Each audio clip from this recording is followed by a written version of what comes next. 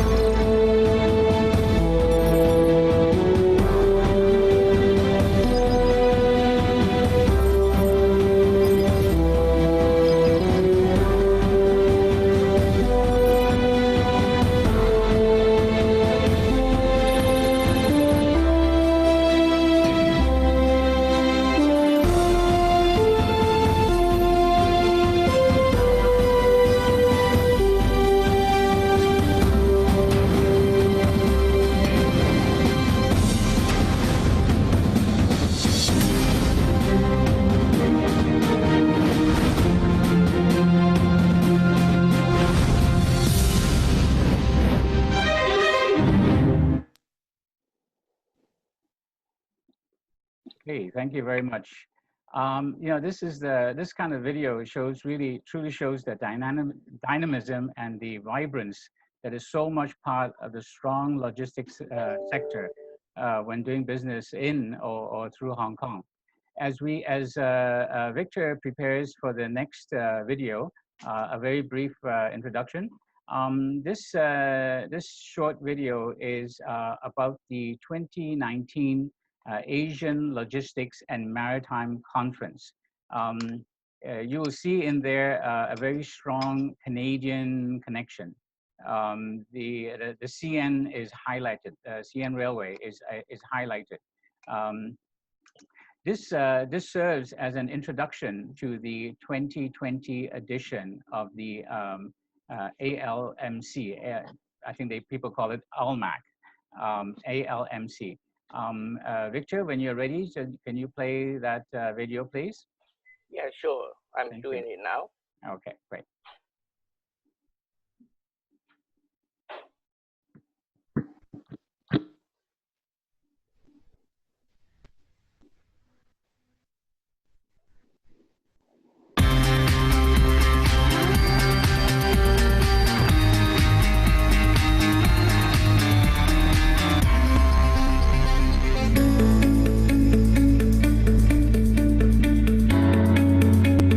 platform for Asian connectivity, technology's new role, industry insights, the Asian Logistics and Maritime Conference 2018 in Hong Kong. Keynoting ASEAN's contribution and Hong Kong's contribution to growing regional trade. In particular, service supplier from both ASEAN and Hong Kong will stand to benefit from the ASEAN-Hong Kong FTA and ASEAN-Hong Kong investment agreements. The ASEAN stance was further amplified by a high-level Malaysian delegate at the conference. Definitely, I see Malaysia is in the beneficial position, given the closeness in our cultural relationship and also the possibility with the development of the One Belt, One Road policy by the China government. I think this is going to really benefit Malaysia and Hong Kong in particular. This conference has in fact encompassed two things. One is sharing of knowledge and also display of latest technologies, especially for the logistics industry. So in this sense, I think the purpose of my trip here is very well met. Closer regional ties underline Hong Kong's role with leading players in the logistics, air freight and maritime sectors. Hong Kong can play a much important role in terms of trade finance, insurance for the customers in Asian countries and China. I think this is a fantastic event. This has been 8 years in a row and it really strengthening Hong Kong as the important hub for Asia-Pacific region. With some 2,000 industry delegates from more than 30 countries and regions, the two-day Asian Logistics and Maritime Conference 2018 covered the advent of e-commerce, upcoming technologies and trade hubs, and new supply chain logistics. Supply chain management was a major focus, with emphasis by Canada-based logistics firm CN's Keith Reardon on connections between North America and the Chinese mainland through Hong Kong. In Hong Kong, we have a lot of customers. So we're in Hong Kong quite a bit talking to those customers, and we also have a lot of the regional offices where the trade gets done with our customers. They're located here in Hong Kong, so we like to talk to them about what's happening in Canada. Our customers and ourselves use Hong Kong as a point of connectivity, whether it's doing trade or whether it's the actual physical movement of containers to other parts of Asia. That's what Hong Kong brings to us. This year's Asia Logistics Maritime Conference has been great for CN, and I think great in general. Hong Kong is seen as a growing beacon of connectivity. You have now the Great Bay Bridge, you've got the third runway that's being built, you have the fact that it's the largest commercial airport for throughput in the world. All these are aspects of a great connectivity into China and outward facing here in the region. With insights, tech dialogues and business matching, the Asian Logistics and Maritime Conference 2018 brought together the best industries could offer. Of course, it's got bigger, it's got a wider lens, it's more international now in outlook, and I think that's very successful. It's a measure of a lot of good things that are going on here.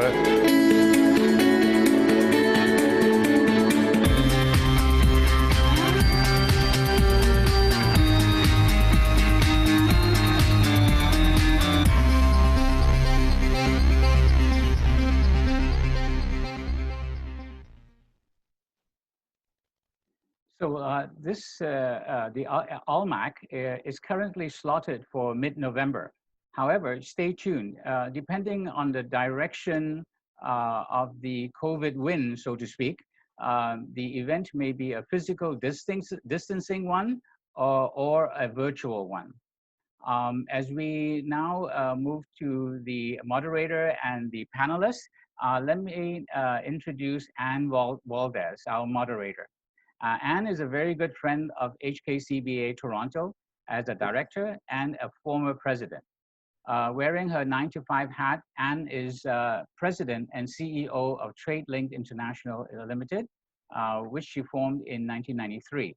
Since then, she has created a distinguished career in logistics and managing international supply chains that span more than 35 years. As an internationally recognized supply chain and logistics expert, Anne has been in the forefront of developing innovative supply chain solutions on behalf of global clients in diverse sectors, picking trade links from boutique service provider to first choice international logistics partner for leading Fortune 500 companies and international brands. Anne, over to you. Thanks very much, Zohair. Good morning, everyone, and welcome, and thank you so much for joining us today. As Zohair has introduced me already, I'm Ann Valdez, President of TradeLink International, a board member of the HKCBA, and also past president. I'm pleased to be your moderator today. For those of you who may not be too familiar with the role of the Hong Kong Canadian Business Association, we were founded in 1984. We're a non-government, non-profit bilateral trade association with over 1,000 members in 8 cities across Canada. The HKCBA's mission serves to expand strategic relationships between Canada and Asia, using Hong Kong as a platform to advance this objective. In addition, we facilitate a network for professionals and entrepreneurs alike to develop high-level business relationships at HKCBA events throughout the year, such as this one. The HKCBA works closely with our partners, the Hong Kong Economic and Trade Organization and the Hong Kong Trade Development Council. Together, we Think Asia, Think Hong Kong, emphasizing Hong Kong's pivotal role in connecting Asia's vibrant and expanding markets to the rest of the world. Today's gathering would normally have taken place in person in a bricks and mortar meeting room, if it were not for COVID. It's affected everything we do, the way we work, the way we live. Canada's trade with Asia, along with our logistics and supply chain sectors, are not exempt. The supply chain is just that, it's a chain. It's only as strong as its weakest link. And thanks to COVID, that chain has many broken or missing links right now. And it has developed into pivoting is the name of the game. So what are the challenges and the opportunities in this time of uncertainty? What I frame as the new different. How should we chart the way forward? During today's presentation on Holding the Course, we'll hear from 3 panelists providing 3 different perspectives: the manufacturing sector, the ocean shipping sector, and the freight forwarding sector from the ground in Hong Kong. So let's get started. It gives me great pleasure to introduce our first speaker, Mr. David Dries, Vice President of Arzon Limited. David has many years in the manufacturing sector, the last 10 odd with Arzon, and before that he was with General Mills. So David, can you share with us some of your insights and some of the issues that you've run into and your company has run into during COVID? Sure, Ann. Excuse me. Thank you very much for the invite. Supply chain is very important to a company like Arzon. We're a small, independently owned company here in Burlington, Ontario, Canada. We have 50 employees and just under $50 million in revenue.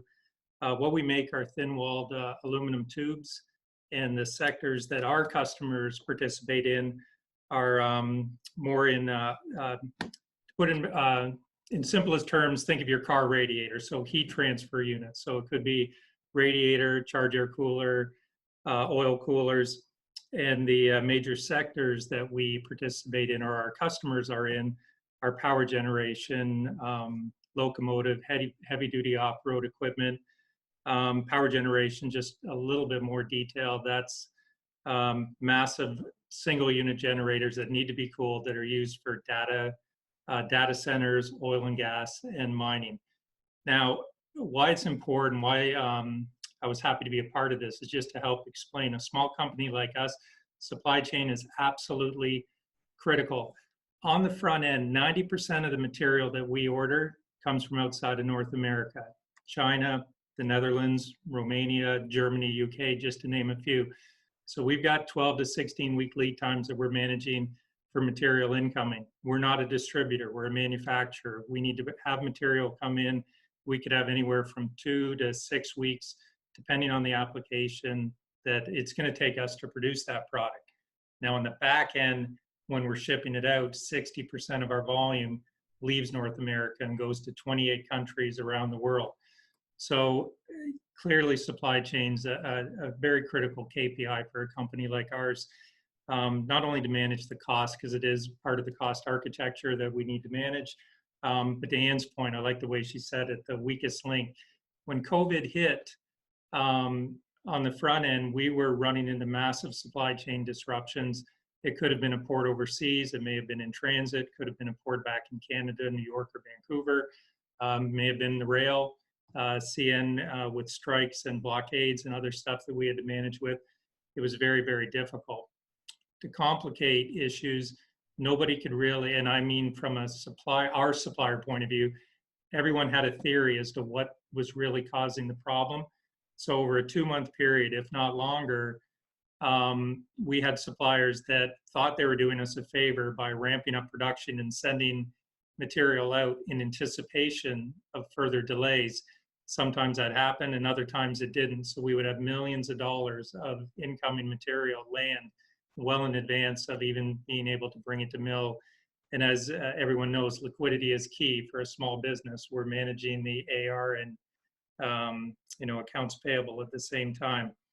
And that really, in a nutshell, kind of breaks it out for everybody why, supply chain is very critical to us. And maybe you can direct me to some questions and I can help explain more.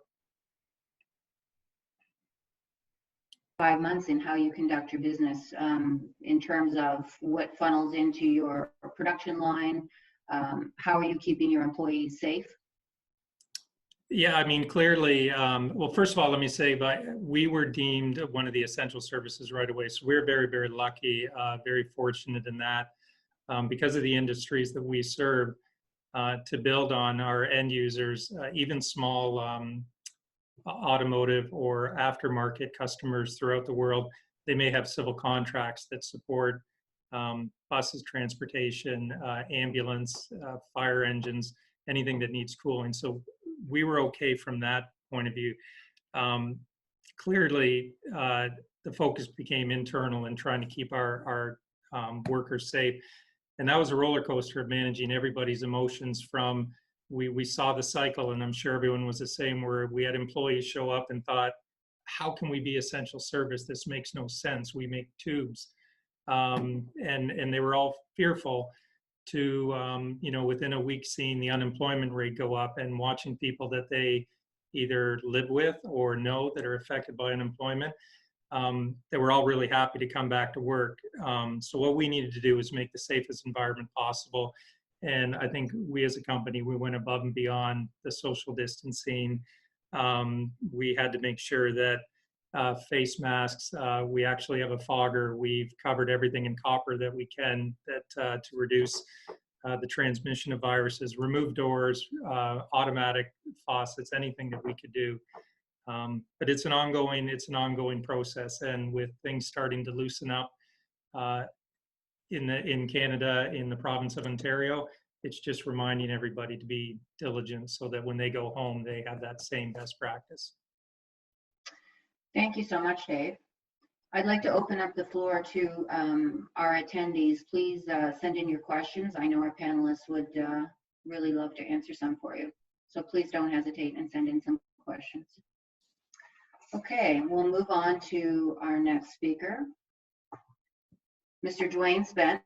And Dwayne is Business Development Manager with Zim Lines. And Dwayne has extensive experience, liner experience, working in sales and marketing, procurement, 15 years in the liner business, and prior to that, he was on the other side of the fence, procurement with Abitibi Bowater. Dwayne, what can you tell us about how COVID has affected the ocean liner? Well, I'd like to call 2020 the year of challenges for the ocean liners. As we are, I would like to say, the middle part of the supply chain, dealing both with the origins and destinations, and also within Canada, having the relationship with the rail lines to move cargo inland. We've had many, many challenges throughout the year, starting with the COVID situation in China, which I would say that David was speaking about, where his suppliers were trying to help him by either ramping up production or delaying production. The volume that was moving through from January to February was fairly restricted from China because they were actually in COVID lockdown at that point. And then we had a situation in Canada with our Aboriginals, and they blocked the CN rail lines across most of the country. And now, being in Canada, that is kind of unique. Most other countries, when they're dealing with imports or exports, it's either on a port-to-port basis, and then the suppliers or the shippers or the consignees are responsible for the inlands. But in Canada, it's the steamship lines that are generally responsible for dealing with the inland dray to the final destinations. And that 3-week, 2.5-week delay caused a host of issues, which either led to more delays on the import and export side, which caused massive reductions in equipment moving through the country. So for David, it would impact him on the import side. And then as he would be looking to export equipment, there may not have been equipment available to export out. And then Canada went into lockdown, which also caused a host of other issues. This year, I would say, has probably been the most challenging year that I've been in the industry, and it's been 15 years. We haven't seen equipment flows that have been this temperamental for forever. Even during 2008, equipment flows just slowed down, but you could plan for that. And most of the steamship lines are dealing with the same issues. We all load at the same ports. We all go to the same destinations. I currently work for Zim Integrated Shipping. We have rail ramps across the country. So we are touching coast to coast and every major city in between. And we had challenges at every destination. How, Dwayne, are you dealing with the empty repositioning and the imbalance situation that COVID has caused? Well, it goes in fits and spurts right now. We are probably about to head into a period of time where there's going to be a large influx of import volume coming through. With all the delays that had happened for the first 6 months of the year and the rail disruption. And just to give everybody an idea, this is CN's general mantra for rail disruptions are, if you have a rail disruption at a rail ramp for 1 day, it will take a week to clear the backlog of all the equipment that's either going out or coming in. So for every day that we were down for the 2.5 weeks, we added probably 6 weeks of backlog to the supply chain, both import and export. So now we're actually coming to a period of time where the equipment flows are starting to become regular into the country, and you have massive backlogs in China. And I think Brian can attest to this. Getting space on a vessel right now is probably very challenging in the Far East. And that's just because you're dealing with the traditional peak season that's coming through, as well as all of the backlogs that were in place before. So we're about to get into a very serious peak season situation. To that end, Dwayne, not to put you on the spot here, but I know that rate levels are always a big interest to our SMEs out there in Southwestern Ontario, especially. What do you see happening with rate levels, say 6 months down the road? Well, I would actually say that this year I see strength moving through into straight through to Chinese New Year or Lunar New Year. Generally, we see a slowdown start to creep in about mid-November. So we get through the summer peak season. Then you obviously know that there's holiday season coming up, and then we see a general slowdown in volumes.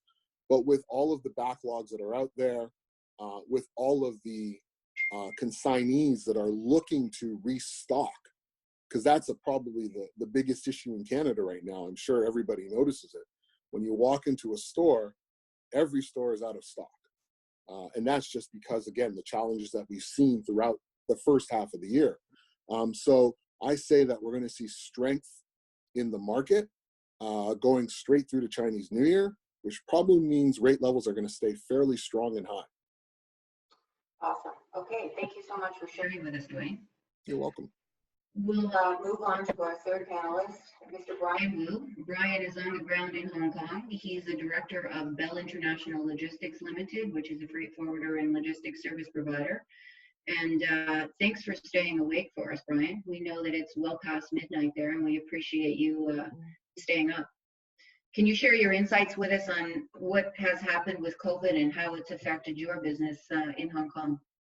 Yes, of course. First of all, thank you very much for your invitation. And I have a very close relationship with the Hong Kong government and the TDC, as you played the video earlier. And BEL International Logistics is my family business, which is started by my father about 40 years ago.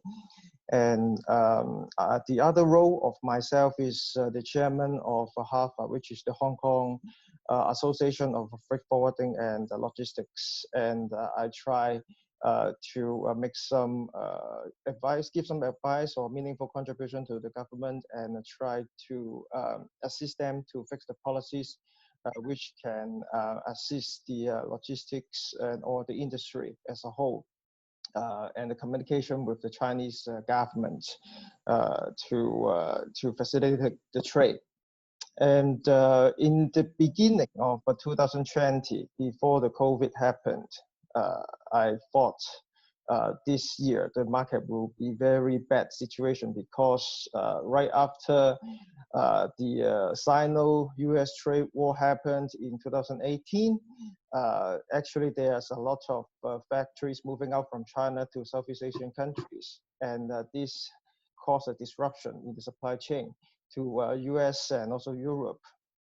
And then some of you may know that last year, 2019, there's a social movement in Hong Kong, which never happened before, and which also create a lot of disruption in the local trade, and also a lot of foreign companies, they hold back or they delay the opening of their shops in Hong Kong because of, you know, all these social movements create a lot of unstable situation in our society.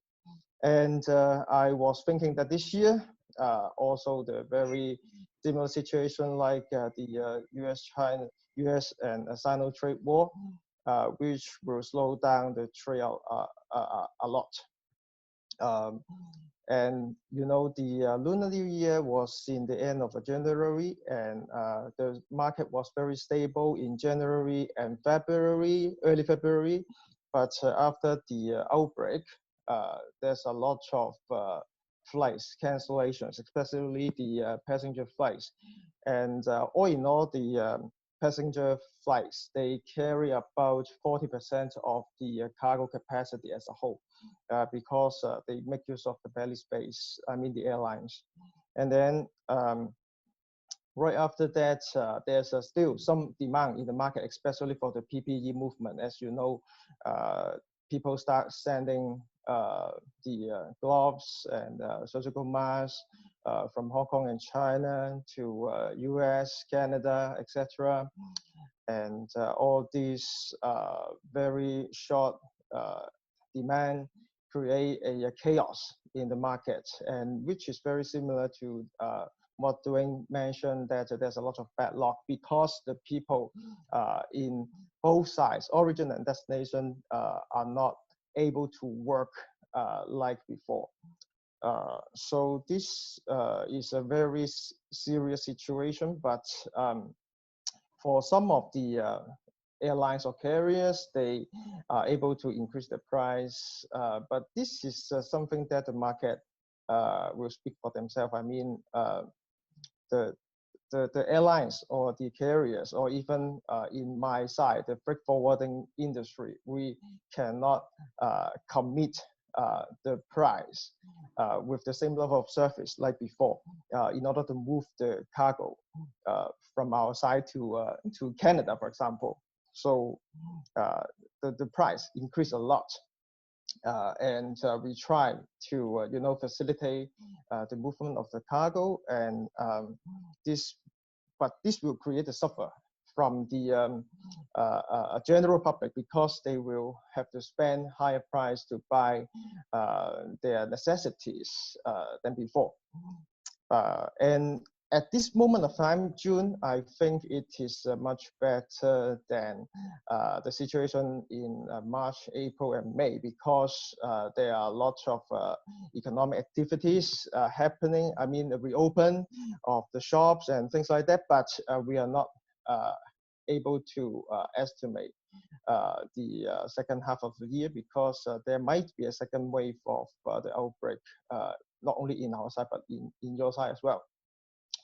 But as far as I know, the situation in Toronto might be a little bit better than other places of Canada, like the Montreal, like the Vancouver, or even Calgary, because Toronto is a big city, and today there's a lot of direct flights or indirect flights or services from China, from Hong Kong, to your place.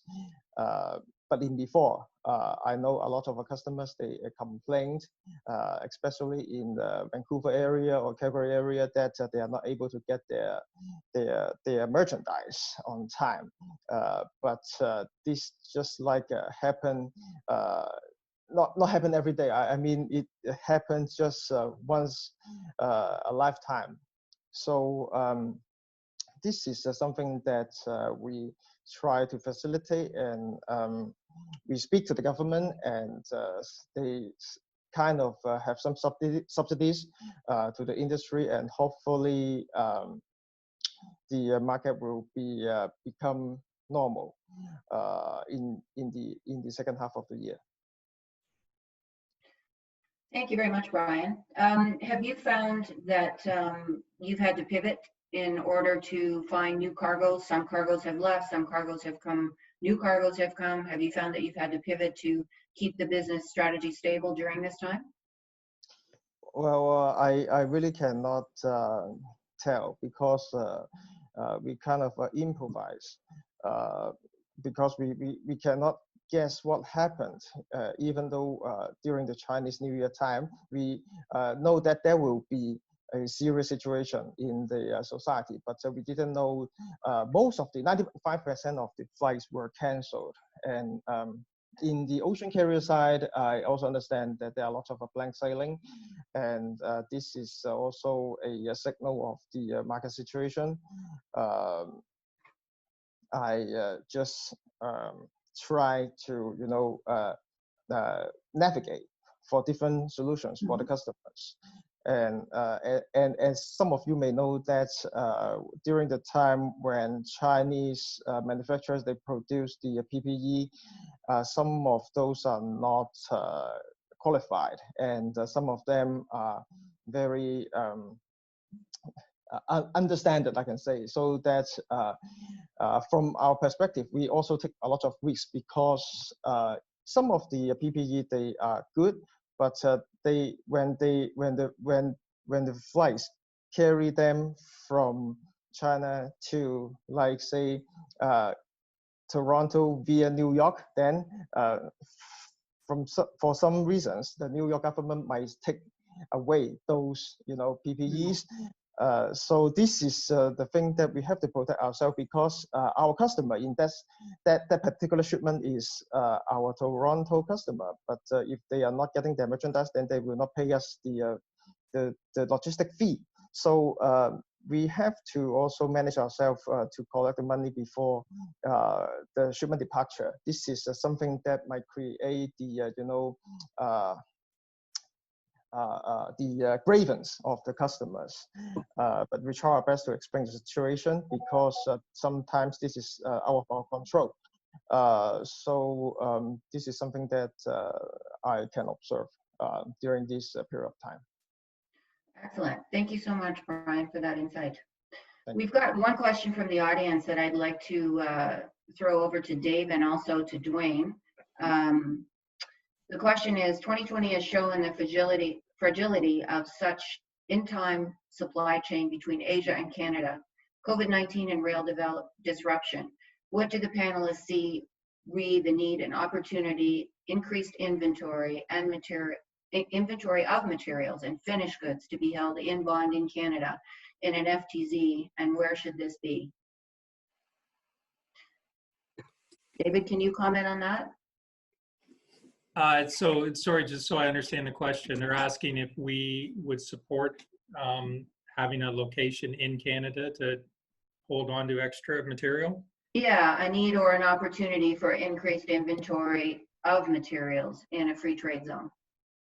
Yeah, absolutely. I mean, I think that's a great idea. We've actually worked with some of our suppliers who have facilities south of the border to see if they couldn't come up with a solution similar to that, to hang on to in consignment, if you will, perhaps hang on to some excess material just so we could eliminate that long lead time.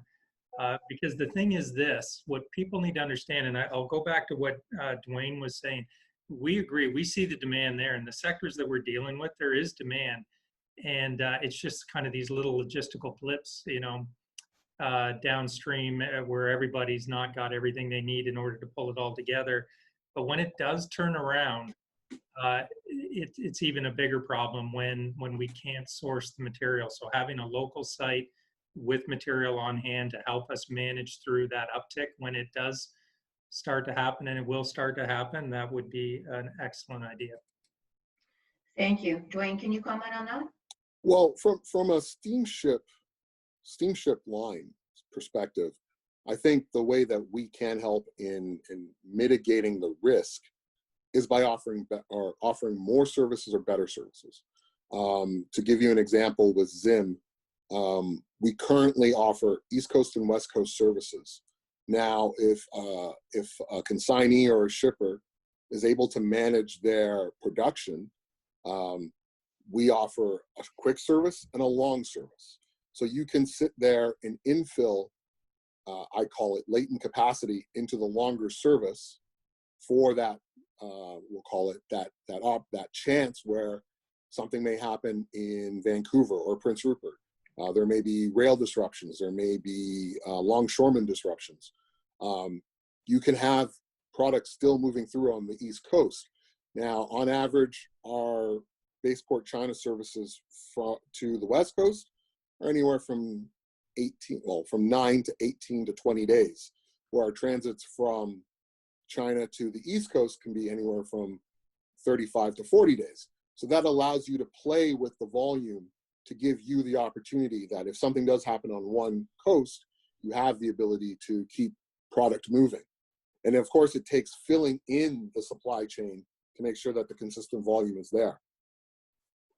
Awesome. Thanks very much, Dwayne. Brian, we've got a question for you. Have your HAFA members or freight forwarders in general faced financial issues due to the bankruptcies or insolvency, especially as the retailers face COVID consequences? Is there a fall in effect? Yes, of course, there are lots of financial issues among our members and also their customers because of the decrease of buying power of the customers and buyers.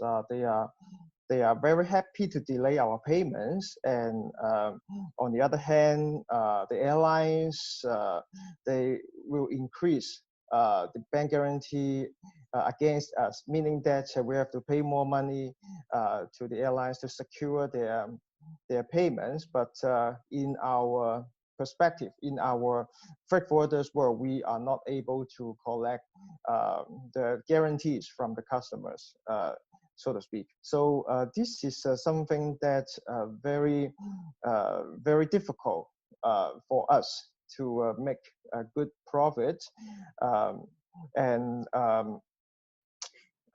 This is something that we have to manage, and that's why we have to be very careful before we grant any credit facilities to our customers in this period of time. And talking about the previous question, I mean the inventory management or sourcing, we have some members. They are how to say, they feel relief during this period of time because the agreement between themselves and the customers are even though there are cargo moving in or out from their warehouse, they can charge. But if the cargo is not moving out from their warehouse, they can charge the storage as well. So it really depends on what kind of products their customers are buying or selling in their market. But in general, buying extra inventory and store in the warehouse may cause some opportunity cost. For example, in before March, there are lack of surgical masks in our market in Hong Kong and China, and we have to spend like more than $5 no, sorry, more than like 50 US dollars per box for a surgical mask of and then after some time, when more and more manufacturers they produce the surgical mask, there will be a overflow of this kind of a product, and then the price will drop dramatically. So for those companies, they purchase this stock and store in their warehouse, they might suffer because the timing is also very important. So this is something that making the whole trade very difficult in general. And I'm still very cautious about the second half of the year. That's why as I mentioned earlier. Thanks very much, Brian. We've got another question from the audience. 2020 has seen such volatility in cargo movement into and out of Canada. Has this impacted your strategies for inventory management or sourcing, or impacted your target markets? Dave, that might be a good one for you. Yeah, it gets back to, it's a great question. It's the fine line as we define it. Again, back to accounts payable, accounts receivable. We definitely want to, and the thought of having a third-party warehouse, we've chosen to carry more inventory than we normally would. Just to help make sure that it is available when customers do have demand and we start to see it. But again, it's just strange times. We you know, there's that critical point where, you know, you're managing cash flow and you can just be sitting on material, and you still have payment terms. You still have to pay for that. So yeah, short answer is yes. We're ordering more. We're carrying more than what we normally would, just because we don't trust the flow of material right now in the supply chain. Okay, excellent. Thank you so much. Zohair, do we have any other questions from the audience right now? Not at the moment. So maybe we can talk about the general ones, talking about the next few months and some strategies for the SMEs and other logistic-related companies. Absolutely. Can you suggest to some of our SMEs in the audience, Dave, what you would recommend, some tips, I suppose, for moving forward into the new different? Sorry, you're gonna have to, this is where I'll embarrass myself and say, can you tell me what an SME is? The vernacular is not common here. Companies such as your own, Dave, companies such as Arslan. Okay, sorry, repeat the question again. What do you see going forward, and can you give some small to medium manufacturers any kind of tips or advice of things to watch out for, let's say going into the next 4 to 5 months? It's, again, I've already said we believe the demand is there. Once everything starts to flow, it is going to flow quickly. We've been in situations before, back in other times, where the risk exposure of not having the proper inventory on hand is more costly when orders start to flow through, and then everything backs up in the supply chain, and you can't get the critical material you need in order to get it in and out, and you end up losing orders and you know, not looking, your customers do not look favorable on that. So I would just say be cautious about how much you carry, but be prepared, because you have to be ready when it does turn. And we think from an Arslan point of view, it is going to be a slow next few months. I don't see it turning around, even though we do see demand. Everything has to happen lockstep. Everything needs to all start coming into place at the same time, and just be ready when it hits. Thanks so much. Dwayne, as far as going forward and planning supply chain for SMEs, what would you recommend they do? Do they need to extend their supply chain planning further? How would you recommend they do that based on what you see happening on the ocean front?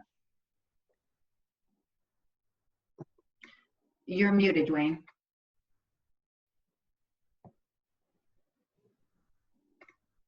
Sorry about that.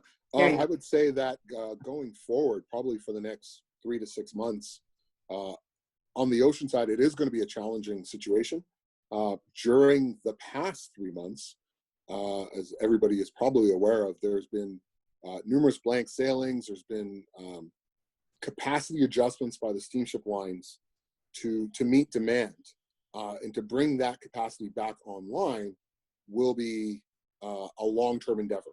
So I would say that for SMEs, they have to think a little bit longer term, and they're going to have to not expect to get a booking right away. I can tell you, looking at our booking reports, we're booking 3 to 4 weeks out for vessels right now. And we are making some strategic changes on some other services to help deal with the demand that's coming online, where we're having some US services make an extra call into Vancouver just to give that extra capacity to all the demand that's out there. So going forward, I would say up until what we would call the traditional peak season, try to plan out probably 2 to 3 weeks ahead of what you normally would in a traditional year. Awesome. Excellent. Thank you. Brian, anything you'd like to add to that as to how you see planning going forward? Any advice that you can give us? In Hong Kong, the definition of SME is any companies with the staff under 50 people.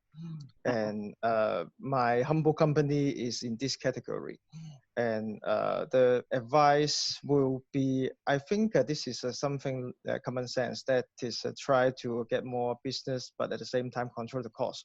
But this is always a dilemma because, you know, a lot of companies like ours, a family business, and we have staff working for us for over 20, 30 years. And sometimes we have to be very careful when hiring new staff, but you know, I think, and you know perfectly well that we always try to find good salespeople, but it is not easy task. So just like Dwayne said, we have to be very cautious and plan carefully, and try to, you know, improvise and provide different kind of services. And something that being freight forwarder is advantage that we are non-asset based business model, and we can make use of cargo. I mean, we can make use of the carriers, make use of the airlines, make use of the truck and warehouse and e-commerce, IT, in order to do business, to provide service to the customers.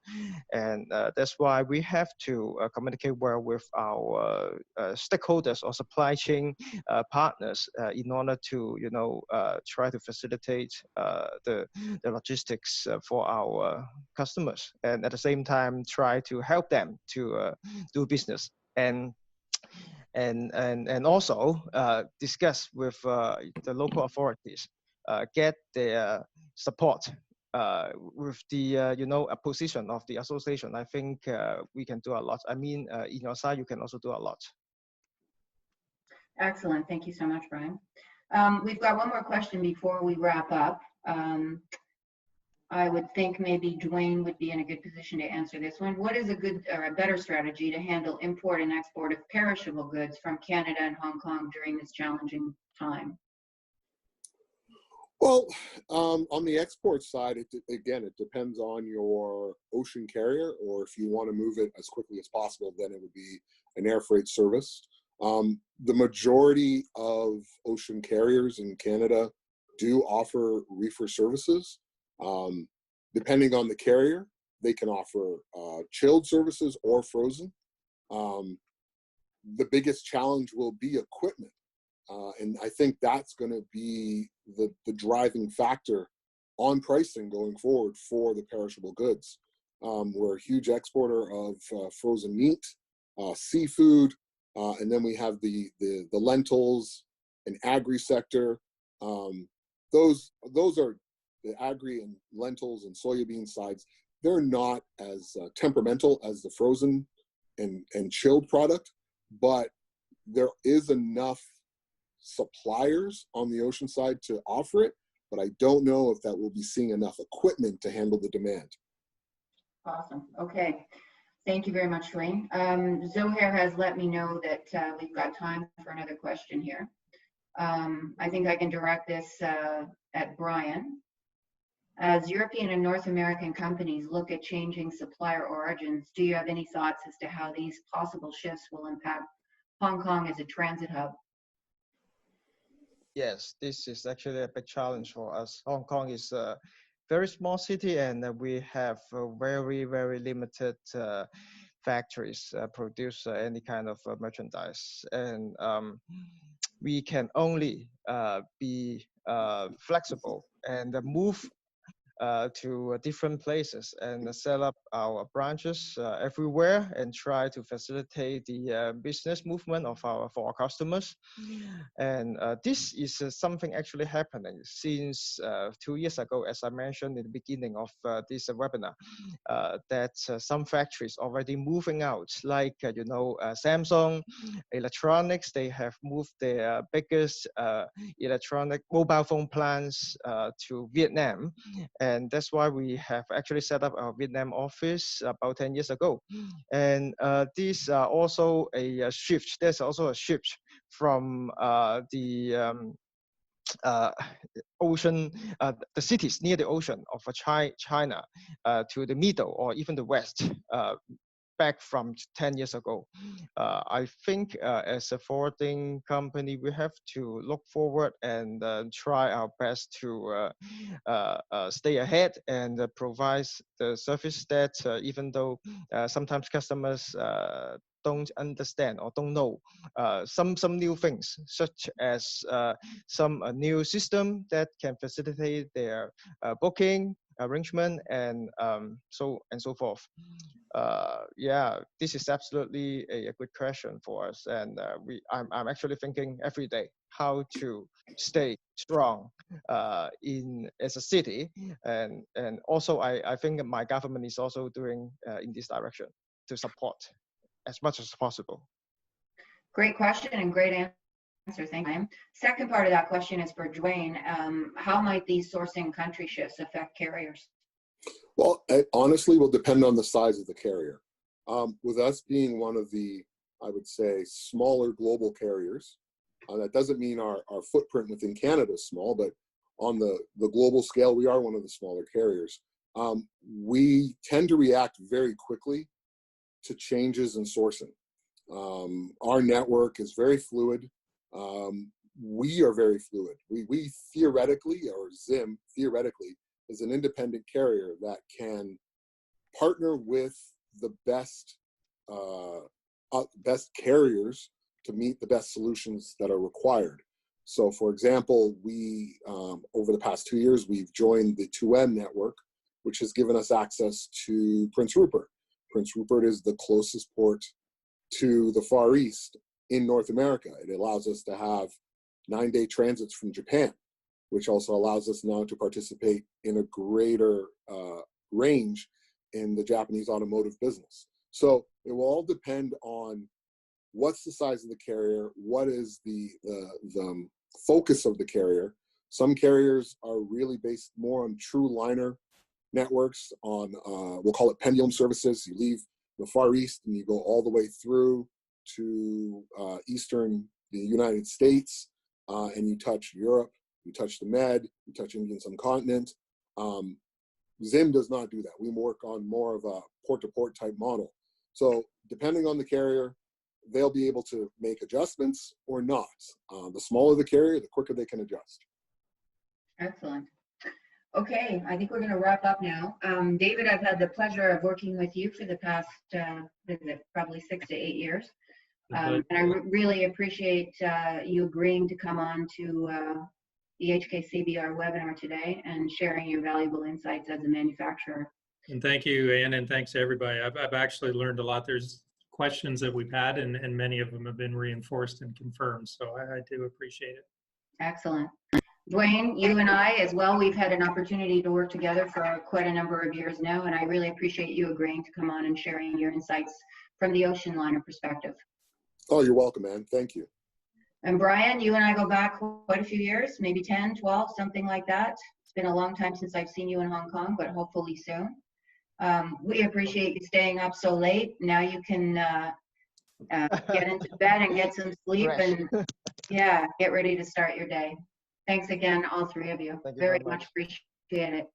I'd also like to extend thanks to our sponsors, the Hong Kong Economic and Trade Office in Toronto and the Hong Kong Trade and Development Council, Canada, and to our supporters, of course, the Association of Chinese Canadian Entrepreneurs, the Brampton Chinese Business Association, Mississauga Chinese Business Association, Richmond Hill Markham Vaughan Chinese Business Association, Scarborough York Region Chinese Business Association, Toronto Chinese Business Association, and the GTA Board of Trade. Zohair, I'll turn it back over to you. Thank you very much, everybody. Thank you very much, Anne. You know, this is, I think a lot of us is going to be taking some good information back back to your friends, colleagues, and the like. So I do appreciate all of your efforts and getting together. I know I bothered you a lot of times in terms of getting this organized, so I appreciate that, your time and effort with this. You know, and thank you so much for moderating this webinar. Your insight and your experience made the discussion a highlight of the session. I thank you for your continued support and your team spirit for HKCBA Toronto. You certainly made my life a lot easier. Okay, so a few housekeeping notes. As you can see from the slide, if you have any questions or requests for this video, we are recording this video. Please send them to me at zohair@hkcba.com. Our next webinar is on July 14th. The topic is Hong Kong and Canada tourism, and we already have the participation of the Hong Kong Tourism Board and Cathay Pacific.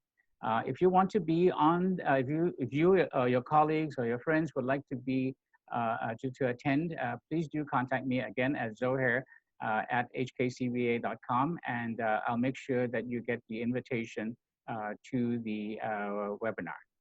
So with that, I just want to thank everyone so much for sharing your experience in your current in our current challenging times, and your insight on how to be resilient despite COVID-19.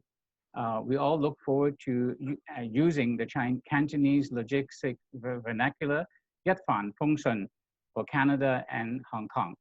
Enjoy the rest of the day. Thank you.